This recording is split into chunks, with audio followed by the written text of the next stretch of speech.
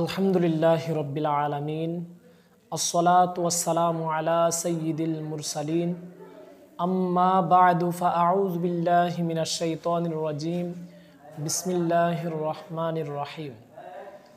Social মিডিয়ার দর্শক শ্রোতা, আপনারা আজকে এমন একটি বিষয় জানতে পারবেন যে বিষয়টি অত্যন্ত গুরুত্বপূর্ণ। বিষয়টি হচ্ছে নামাজের ফজিলত সম্পর্কে।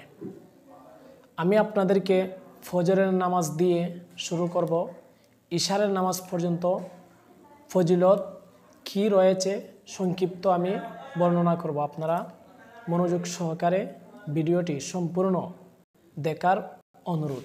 যদি ভালো লাগে ভিডিওটি অবশ্যই শেয়ার দিবেন, লাইক কমেন্ট দিয়ে পাশে থাকবেন। তো আসুন আমরা শ্রবণ করি। বলা হচ্ছে, যদি কোনো ব্যক্তি ফজরের নামাজ আদায় করে, ফজরের নামাজ আদায়ের পর থেকে সে জোহরের নামাজের আগ পর্যন্ত যা সময় সে হালাল ইনকামের জন্য ব্যয় করবে সেটা তার ইবাদত হয়ে যাবে। তার আমলনামায় ওই নিজের ব্যক্তিগত কাজ যদিও করে তাহলে সে নেকি পাবে। বলা হচ্ছে, যদি ফজরের নামাজ পড়ার পর নিয়ত তাকে জোহরের নামাজ পড়বে তাহলে সে এইরকম নেকি পাবে।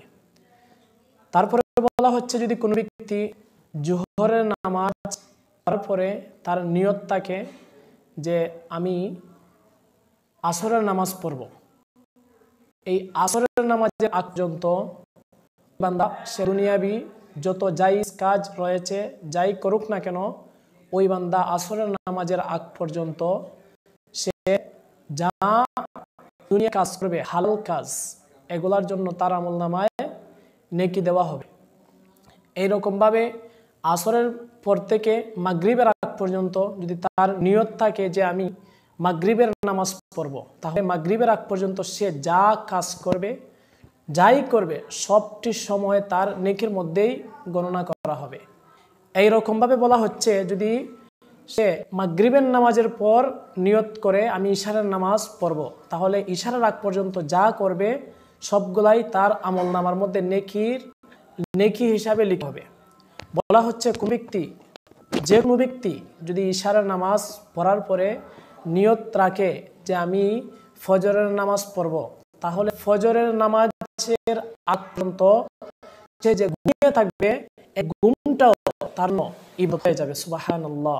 তো প্রিয় সোশ্যাল মিডিয়ার দর্শক শ্রোতা, আপনারা এখন শুনছেন আরো মজার বিষয়, আরো আনন্দের হচ্ছে যে ওই বান্দার যদি কোনো সগীরা গুনাহ হয়ে যায়, ছোট যদি কোনো গুনাহ হয়ে যায়, তার অজান্তে বলে যদি গুনাহ হয়ে যায়, ছোট গুনাহ যাকে সগীরা গুনাহ বলে, যদি হয়ে যায়, ওই বান্দার 5 ওয়াক্ত নামাজের বিনিময়ে আল্লাহ তাআলা যেই ওয়াক্ত নামাজের ভিতরে সে কি করেছিল, গুনাহ করেছিল, যেমন ফজর থেকে যদি জোহরের নামাজের আগে যদি কেউ যদি কোনো গুনাহ করে, তাহলে আল্লাহ তাআলা তাকে জোহরের নামাজ পড়ার কারণে তাকে ক্ষমা করে দিবেন। এইরকম ভাবে যদি জোহরের পর থেকে আসরের আগে কোনো সগীরা গুনাহ করে, তাহলে আল্লাহ তাআলা আসরের নামাজ পড়ার কারণে ওই সগীরা গুনাহ ক্ষমা করে দিবেন।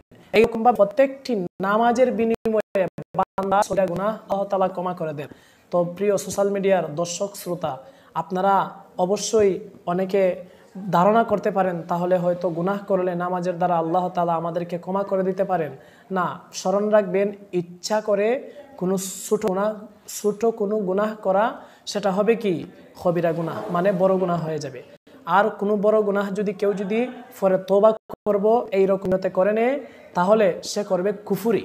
তো যারা কুফরি করবে তাদের তো ঈমান চলে যাবে। তো আমি আপনাদেরকে বলবো, নিজে ইচ্ছাকৃতভাবে ছোট কোনো গুনাহ করা যাবে না। সর্ব অবস্থায় আল্লাহ তাআলার কাছে গুনাহ থেকে বাঁচার জন্য আশ্রয় প্রার্থনা করতে হবে। আল্লাহ তাআলা আমরা সবাইকে গুনাহ থেকে বেঁচে থাকার তৌফিক দান করুক। সবাই বলি আমিন।